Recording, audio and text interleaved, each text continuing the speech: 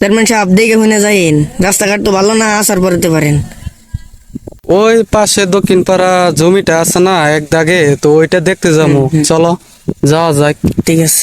এগুলা চাষবাস করো নাই কেন? আরে জমি এগুলা তো পরে রয়েছে, কয়দিন পরে চাষবাস করার চিন্তা ভাবনা আছে। তো ওই পাশের জমিটা তো আমার দাগে নাই মনে হয়, ঠিক আছে না? হ্যাঁ, তো ওই জমিটা ওটা কার নামে? আব্দুল করিমের নামে ওটা। আব্দুল করিমের নামে। তো ওই করিমের নামে ওইটা আমার দলিলে আনা যায় না কোনো ফেলে? দেখি আনা যায় কিনা। আচ্ছা ঠিক আছে, দেখো এটা জমি যদি আনা যায় তাহলে আমার পুরা দাগটা হয়ে যাবে, ঠিক আছে? কমপ্লিট হয়ে যাবে। হ্যাঁ কমপ্লিট হয়ে যাবে। দেখো এটা জমিটা আনা যায় নাকি। চেয়ারম্যান সাহেব, তাহলে আপনি এত চুরি টুরি করে খাইতেছেন, তাহলে আপনি চাউল ডাউল সবকিছু চুরি করে খান, এই আব্দুল করিমের জায়গাটা চুরি করে না খেলে চলে না, মাইরা না খাইলে।